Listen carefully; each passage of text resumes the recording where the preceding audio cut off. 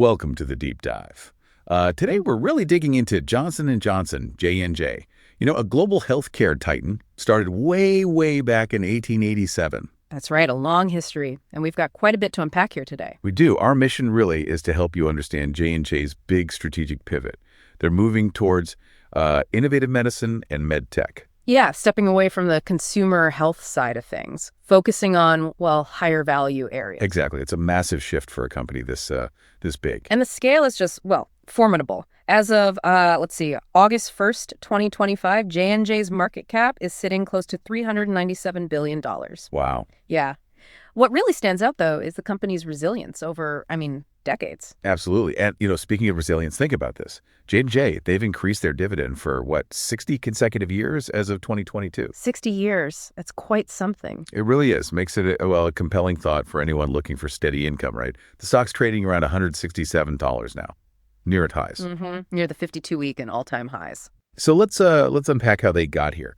Looking at J&J's financial strength, the numbers are pretty stark. Even with huge challenges, their sales have stayed really robust.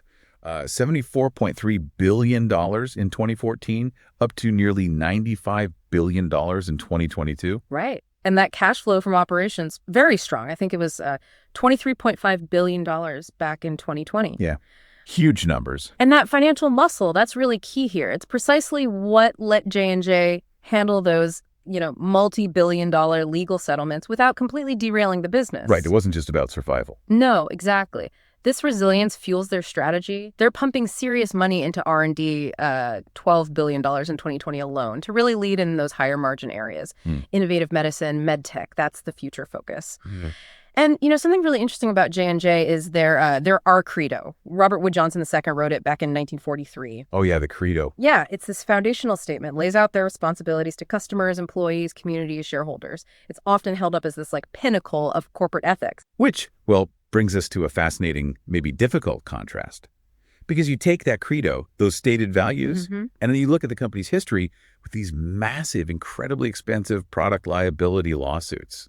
It really makes you ask questions, doesn't it, about, corporate governance and how those values actually translate into practice. It certainly raises flags. So let's get into some of those legal storms.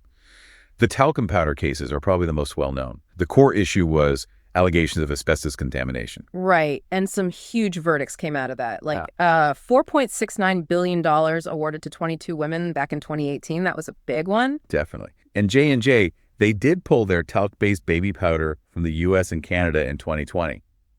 Now, they're talking about a tentative deal, right? Like $6.5 billion over 25 years. Yeah, for about 75% of the active claimants. But the way they're managing it is controversial, using that Texas two-step bankruptcy approach. Ah, yes, splitting off the liabilities. Very controversial. Very. And then separate from talc, you also had the opioid crisis lawsuits, allegations of deceptive marketing there. Right, which led to another massive settlement. Was it $5 billion? Around $5 billion, yeah. Agreed with state and local governments. So look, even though J&J seems financially strong enough to sort of absorb these huge hits, you can't deny they create this long shadow, right? A financial overhang, sure, but also a reputational one. Absolutely. So, thinking about this from an investment perspective, what does it mean for you? J&J's beta is 0.41. Okay, what does that mean practically? Well, beta measures volatility against the market. The market's beta is 1. So 0.41 means J&J stock is significantly less volatile. It moves less dramatically than the overall market. So a classic defensive stock. Exactly, which makes it appealing, especially if you follow Benjamin Graham's thinking.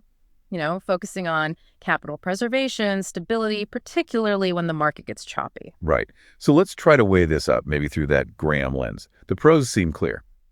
You've got a diverse business, solid financials, that incredible 60-year dividend history. The defensive nature, the innovation focus. Right. All big positives. But then the cons, they're pretty significant too. The ongoing litigation is huge.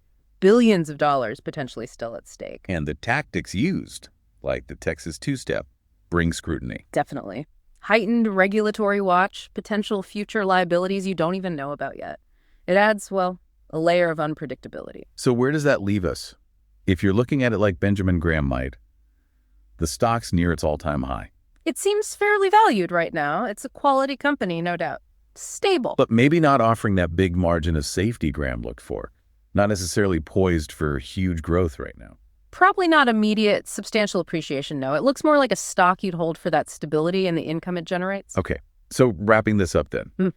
As you've heard, Johnson & Johnson is, a financial powerhouse. It can take these massive hits and still offer investors a remarkable level of stability. But, and it's a big but, it's also tangled up in this complex history. Multi-billion-dollar liabilities, these controversial legal moves.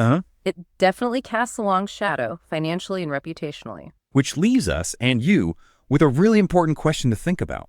Does incredible financial strength, no matter how impressive, truly offset these persistent questions about corporate conduct and these massive outstanding liabilities when you're considering long-term value? What does sustainable value actually mean for you in this kind of context?